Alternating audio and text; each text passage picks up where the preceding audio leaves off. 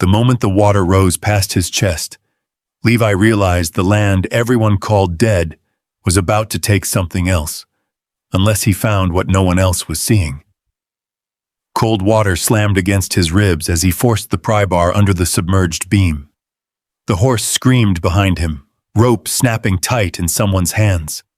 Mud filled his mouth when he slipped, fingers scraping iron in the dark current.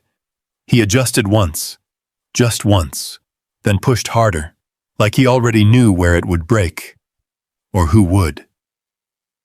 Stay with this story. You're going to want to see what happens next. The land sat quiet at the edge of Red Ridge Valley, like it had been forgotten on purpose. By late summer of 1888, the grass had turned the color of old straw. Fence posts leaned at tired angles. The well out back wore a crooked pulley that hadn't moved in years. Folks in town said cattle used to drop there without warning. Said the ground gave nothing and took what it could. Levi Brooks stood in the middle of it one morning before sunrise, boots planted in dust that didn't hold a print for long. He had a receipt folded in his shirt pocket, creased and smudged from being read too many times, paid in full. 40 acres and a broken house with one door that stuck in the heat. That was all his now. In town, they had watched him sign. Sheriff Dalton Reed leaned back in his chair outside the general store, hat tipped low, and said it plain enough for anyone passing by to hear. Place like that don't go empty for no reason. It swallows men. Levi didn't answer. He had folded the paper, nodded once, and walked out like he'd just bought a sack of nails. Now he worked. He set the first post before the light came up over the ridge, measured it by eye, drove it down with steady strikes, the sound carrying out across dry land where nothing answered back. By noon, sweat had cut lines through the dust on his neck. By evening, 3 lengths of fence stood where there had been none that morning. He ate standing up. Bread gone stale. Coffee poured from a dented tin cup he rinsed once and set back on the same crate each time. The well took longer. He hauled up the old rope. It cracked in his hands like dry twine. He replaced it with one he'd brought from town, looped it through the pulley, tested it once, twice. The bucket came up empty both times. Third pull, there was a sound. Not much, just enough to keep going.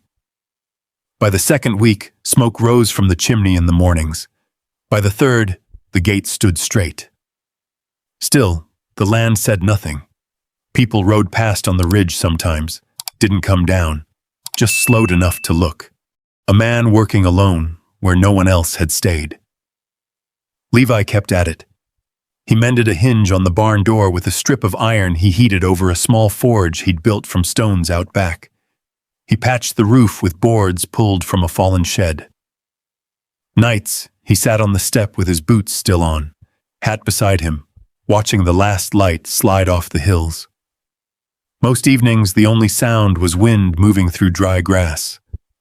The afternoon she came, the air had turned still. Levi was at the side fence driving staples into a new rail. He heard the horse before he saw it, slow, even steps on packed dirt. Not the kind of pace someone uses when they're in a hurry. He didn't turn right away, finished the strike, pressed the wire down, then he looked up. She sat straight in the saddle, dark coat, dust along the hem, gloves in her lap. The horse was a good one, well kept, calm, ears forward. She guided it through the open gate without asking. Up close, there was nothing uncertain about her. Not in the way she held the reins, not in the way she looked at the place, not like the others who passed by. Her eyes moved over the fence line, the patched roof, the well rope, as if she were taking note of what was there and what wasn't. Then she looked at him. Levi wiped his hand on his jeans, left a darker streak across the thigh. He didn't step closer. She slid down from the saddle without rushing, boots touching ground like she knew exactly where she stood. Left the horse loose. It didn't move. For a second, neither of them spoke. A fly buzzed somewhere near the trough. The wind stayed quiet. She gave a small smile. Not wide, not practiced. Just enough to soften the stillness. "May I come in?" Levi glanced once toward the house, the door still stuck at the top hinge. He hadn't fixed that yet. Then he looked back at her. "Door's open," he said. She nodded, like that was all she needed. When she passed him, her shoulder came close enough for him to catch the faint smell of coffee. Not fresh, more like it had been poured a while ago and carried with her. He watched her walk up the steps, one hand brushing the railing he'd set straight 2 days before. She paused at the doorway, touched the frame, then stepped inside without hesitation, like she'd already decided something. Levi stood where he was, hammer still in his hand. Out on the ridge, a rider slowed, then kept going. Inside the house, there was the soft sound of boots on wood, a quiet shift of air as the door moved on its crooked hinge. Levi drove one more staple into the fence, missed the first strike, hit it clean on the second. He didn't know her name, but the way she had looked at the land, like it wasn't finished being what it was, stayed with him longer than it should have.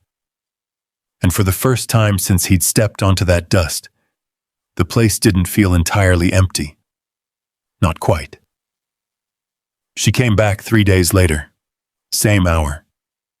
Late afternoon, when the light turned soft and the shadows stretched long across the broken pasture. Levi was at the well, hauling the bucket slow and steady, testing the rope he'd set. It came up half full this time, muddy, but it held. He heard the horse before he saw her again. Didn't look up right away. Just set the bucket down, wiped his hands on a rag hanging from a nail by the post. "Water run this way?" she asked when she reached him. Her voice carried easy, like she wasn't asking a stranger on a piece of land most folks avoided. Levi pointed with his chin toward the ridge. "Spring line's up there. Used to feed this well. Ground shifted some years back." She nodded, eyes following the line he'd drawn without moving his feet. "Mind if I take a look?" He stepped aside. Didn't say yes. Didn't say no, that seemed to be enough. She walked the edge of the yard, boots brushing dry grass, stopping once to press her heel into the soil like she was testing it. The horse stayed where she'd left it, reins loose, head low. Levi watched her for a moment, then went back to the rope, pulled again. Water sloshed in the bucket this time. Not clean, but better. When she came back, she didn't ask more questions, just stood near the trough, looking at the water, then at his hands. "You'll get it to hold," she said. Levi shrugged once. "Ground's still here." She smiled a little at that. Not like it was clever, more like she'd been waiting to hear it. She left before the light dropped. No name, no reason given. Just rode out the way she came. The next time she brought coffee. 2 cups, wrapped in a cloth to keep them from spilling. One she held out without a word. Levi looked at it, then at her. "Didn't ask for it," he said. "No," she answered. "But you didn't say no either." He took it. The tin cup he used was dented along one side. Hers was cleaner. Porcelain, thin, with a small crack near the rim. He noticed it before he noticed the warmth. They stood by the fence, not facing each other, just drinking. Wind picked up across the valley, carrying dust and the faint smell of rain that hadn't come yet. "You fixing all this alone?" she asked after a while. "That's how it started." She nodded, like that made sense. Didn't press. When she left, she took the empty cup but left the cloth behind on the post. Levi found it later when the sun had already dropped, folded it once and set it on the crate by the door. By the second week, she came on Tuesdays, same time each visit.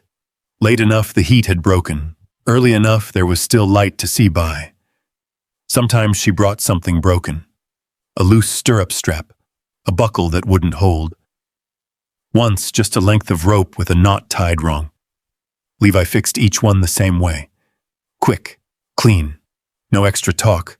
Sometimes she stayed after, sat on the step, watched him work, didn't ask him to explain.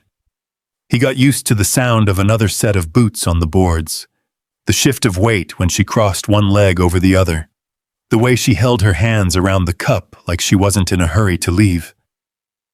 One morning before sunrise, Levi rode out to the far edge of his land and found the line of dry ground that cut toward Mrs. Ellery's place. Her well had gone bad weeks ago. Everyone knew it. He set a narrow trench by hand. Took him 2 nights and a morning. When water finally ran through, it was thin, uneven, but it reached her yard. He didn't go tell her. By the time Ava came that Tuesday, Mrs. Ellery's trough was half full. Ava didn't mention it, but when she looked at Levi that afternoon, there was something steadier in it, like she had put another piece into place. Word moved faster than rain in Redridge. By the end of the month, folks were talking again. Not about the land this time, about her. Graham Cole rode into town with a string of cattle and a clean shirt under his vest. Easy smile. The kind that carried across a room before he said a word. He stopped by the Whitaker place first. Next day, flowers showed up on the porch. Not wild ones. Ordered, wrapped proper. By Sunday, he was walking beside Ava outside the church, hat in hand, saying something that made her tilt her head just enough to listen. Levi saw it from across the street. He had come in for nails and a new hinge pin. Stood by the door of the general store while Dalton Reed talked to a rancher about a missing calf. Graham laughed at something. Ava answered, "Not loud, just enough." Levi looked once, then again. Then he turned back to the counter. "That him?" Dalton asked, not looking up. Levi set the coins down. "That's him." "Good man," Dalton said. "Steady. Folks trust him." Levi nodded. "He's a good man," he said. Outside, a wagon rolled past, wheels creaking against the dry boards of the road. Levi picked up the nails, turned to leave. His hand paused on the door. Just for a second. Then he stepped out into the light. That Tuesday, Ava came again. Same hour, same horse. She didn't bring anything this time. Just stood at the gate a moment, looking in like she always did, like she was measuring something that didn't show itself right away. Levi was at the workbench, shaping a new latch. The hammer struck clean. Once. Twice. She walked in without asking, set her gloves down on the crate by the door. He didn't stop working. For a while, neither of them spoke. The sound of metal carried out across the land that was starting, slowly, to answer back. Levi struck the latch once more, then set it aside. The metal cooled in the open air, ticking faint under the drop in heat. He didn't look at her right away. Ava sat on the step, hands resting loosely in her lap. No coffee this time. No rope. No broken thing to justify being there. Just her. "You didn't come to town Sunday," she said after a while. Levi wiped the edge of the bench with his rag. "Had work." "Church roof got fixed," she said. "They used your hinges." He gave a small nod. Didn't turn. "They hold?" he asked. "They hold." That was all. A wagon passed somewhere beyond the ridge. The sound came and went, like it had no reason to stay. Levi picked up another piece of iron, turned it once in his hand, set it down again. "You didn't bring anything today," he said. Ava glanced at the empty space beside her, where the cup usually sat. "No." He waited, like there might be more. There wasn't. "I just came," she added. Levi gave a quiet breath through his nose. Not quite a laugh. "Place ain't much to come to." She looked out across the field. The fence line stood straighter now. The well bucket rested upright, water line dark along its rim. "It's changing," she said. He didn't answer that. By midweek, the town had decided. Graham Cole rode beside Ava down Main Street, easy in the saddle, talking like he'd known her years instead of days. He tipped his hat to folks by name. They answered back the same way. At the feed store, old Mr. Hanley leaned on the counter and said to no one in particular, "That one knows how to land on his feet." No one argued. Levi stood outside with a coil of wire over his shoulder, waiting his turn. He didn't step in. Didn't need to. From where he stood, he could see the reflection in the window. Graham leaning slightly toward her, saying something low. Ava listening, head tilted just enough to hear over the noise. Levi shifted the wire once on his shoulder.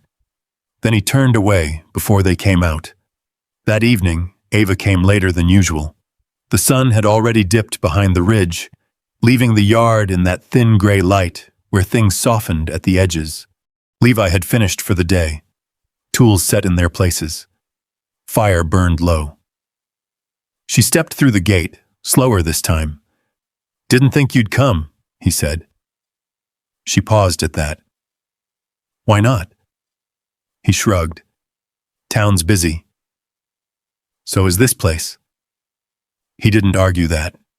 She walked up to the step but didn't sit. Stood instead, hands loose at her sides. "He asked me to the winter social," she said. Levi reached for the canteen by the door. Took a drink. Didn't rush it. "That's so." "He'll ask proper before Christmas." Levi nodded once. "That's how it's done." Silence settled again. Ava watched him set the canteen back down. Watched the way his fingers lingered on the metal a second longer than needed. "You don't have anything to say about that?" she asked. He picked up a piece of wood from the pile, turned it, like he was checking for a split that wasn't there. "He's a good man," Levi said. There it was again. Same words. Same even tone. Ava's eyes stayed on him. "You keep saying that." "Because it's true." She took a small step closer. Not enough to close the space. Just enough to change it. "And that's all that matters?" Levi set the wood down, finally looked at her. For a second, it felt like something might move. Something might break loose. It didn't. "That's enough," he said. Ava held his gaze a moment longer. Then she nodded once, like she'd heard what she needed to hear. She turned toward the gate. "Don't," she said quietly, without looking back. Levi frowned slightly. "Don't what?" She stopped with one hand on the post. "Whatever you're about to decide," she said. "Don't." Then she walked out. No horse this time. She had left it tied just beyond the rise. Levi could hear the faint shift of hooves, then the soft creak of leather as she mounted. He stood there until the sound faded. The night before the social, Graham came by. No rush in his step, no edge to his voice. Levi was at the bench, finishing a set of straps he'd been mending. The lantern hung low, light steady. Graham took off his hat when he reached the door. Stood there a second, taking in the place. "You done good work here," he said. Levi kept his hands moving. "Work ain't done." Graham stepped inside anyway, picked up one of the straps, ran it through his fingers, checking the stitching. "Came to settle up," he said, setting coins on the table. Levi nodded, didn't count them. There was a pause. Then Graham spoke again, same easy tone. "I'll be asking Miss Whitaker proper tomorrow night." Levi tied off the thread, pulled it tight. "She deserves that," he said. Graham studied him a moment. Not unkind. "That she does." He set the strap down. "You and her," Graham began, then stopped, shook his head slightly. Well, doesn't matter. Levi didn't ask him to finish. Graham put his hat back on. See you around. Maybe. When he was gone, the place felt bigger again. Levi stood with his hands on the bench, looking at nothing in particular.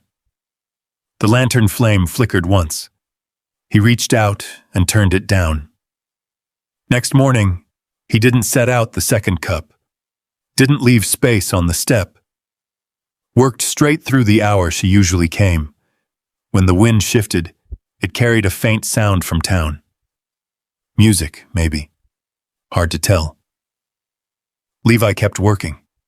The hammer struck true. Again. Again. Like if he kept the rhythm steady enough, nothing else would break through. The hammer struck iron. Clean. Measured. The sound carried out across the land, same as always. Then something else cut through it. Not loud at first. Just a shift. A different kind of movement in the distance. Levi paused mid-swing, head turning slightly toward the north ridge. The air felt wrong.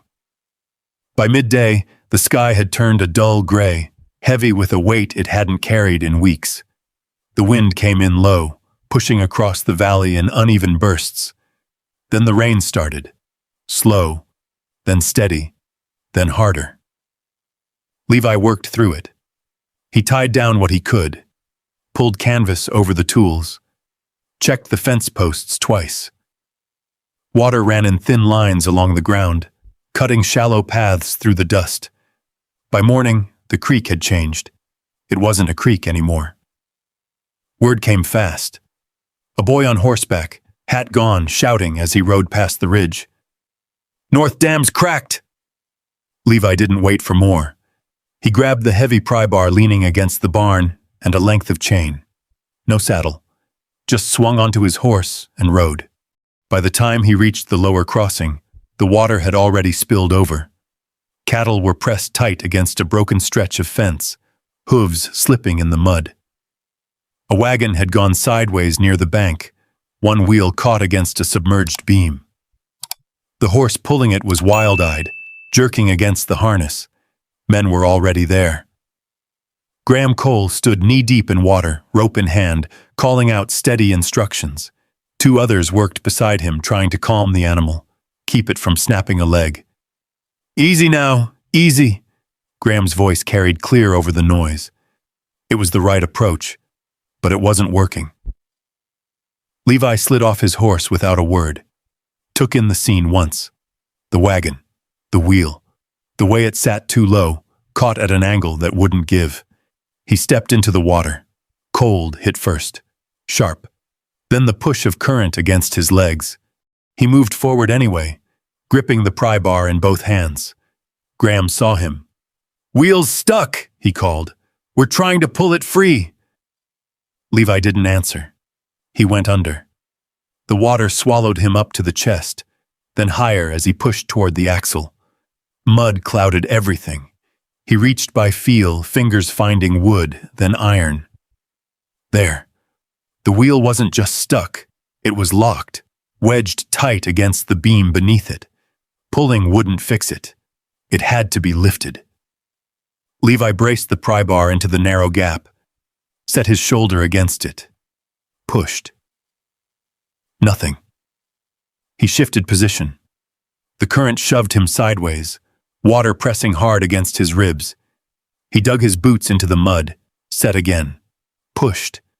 The iron bit into his palms through the gloves. He felt it. Didn't stop. Behind him, Graham held the rope tight, keeping the horse from thrashing loose. "Hold it!" someone shouted from the bank. Levi didn't look back. He pushed again. This time, something moved. Just a fraction. Enough. He reset the bar, drove it deeper into the gap, and threw his weight behind it. The beam shifted. The wheel broke free. The wagon lurched sideways, then straightened as the pressure released. The horse surged forward, scrambling toward higher ground, guided by the rope in Graham's hands. Voices rose, shouts, relief cutting through the rain. Levi let go of the bar. For a second, he just stood there, water rushing around him, breath coming slow and steady. Then he turned and made his way back to the bank. He climbed out without help. Sat down on the nearest rock, pulling off his gloves. The skin beneath was red, raw in places, lines where the iron had pressed too hard. The rain eased. The noise didn't. Men talked. Hands clapped shoulders. Someone laughed too loud. The kind that comes after something almost goes wrong.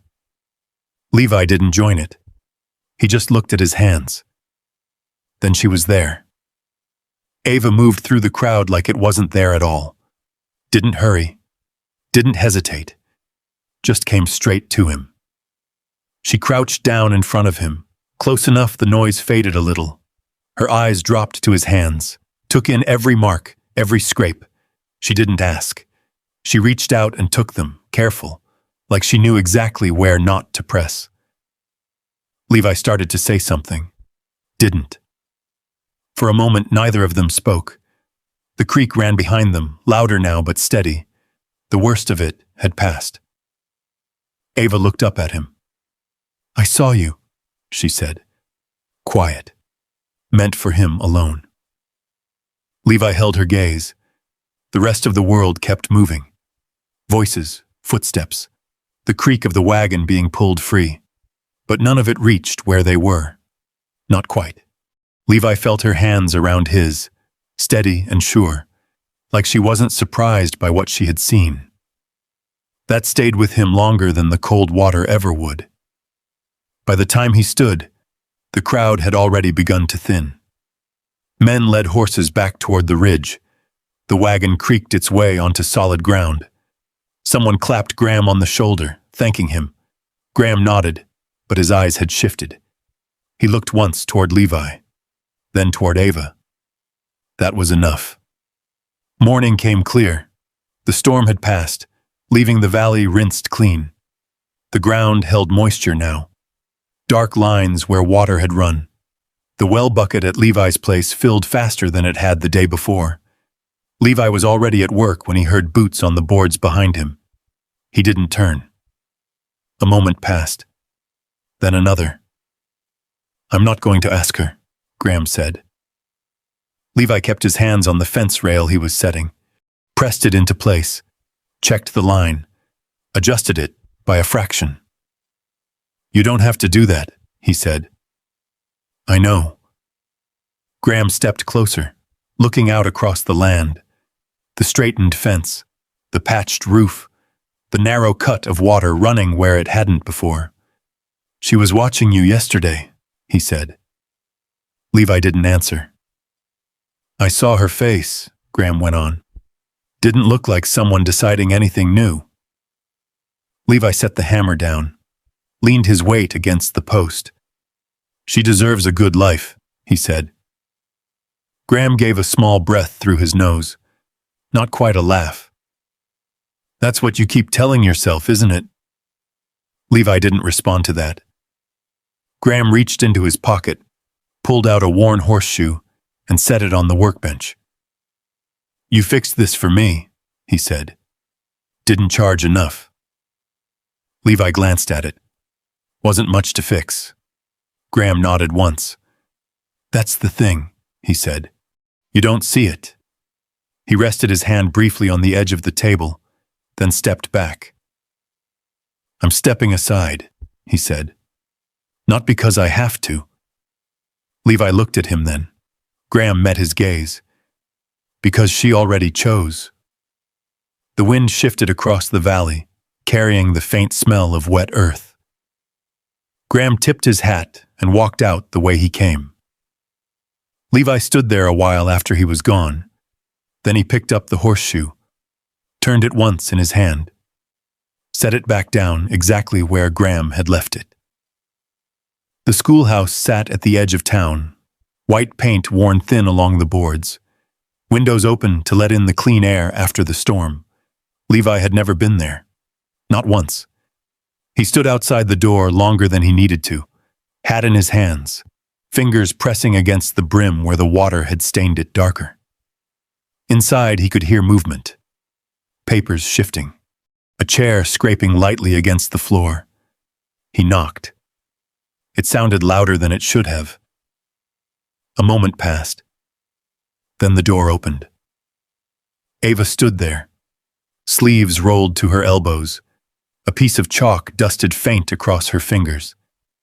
Her eyes dropped once to his hands, the bandage wrapped around the palm, tied tight but clean. Then she looked up at him. "Come in," she said. Levi stepped inside. The room smelled faintly of paper and wood, rows of desks, a chalkboard with half-erased words, sunlight coming in through the windows, cutting lines across the floor. He stopped near the center, didn't sit, didn't move much at all. "I've been thinking," he said. Ava closed the door behind him, leaned back against it slightly, waiting. Levi glanced down at the hat in his hands, turned at once. "I kept deciding for you," he said. Ava's eyes didn't leave him. He took a breath. "Figured what I had here wasn't enough. That you'd be better off with someone who could give you more. Easier. Cleaner." The words came slow, not practiced, just true. He looked up then. "I didn't ask what you wanted." Silence settled between them. Not heavy, just still. Ava pushed off the door and took a step forward. "Stop," she said. Not sharp, not raised, just certain. Levi's mouth closed. "You don't get to decide that," she went on. "Not for me." He held her gaze. For a moment, something shifted. Not outside, not in the room. Just there, between them. Ava took another step closer.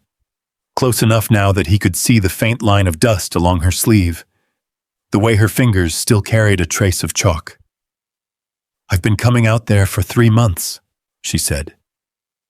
"You think that was by accident?" Levi let out a breath he hadn't realized he was holding. Ava reached out then, not to his hands this time, to the brim of his hat. She pushed it back just enough so she could see his eyes clearly. "I saw you," she said again. Same words, different place. Levi didn't look away. For once, he didn't step back from it. He leaned in.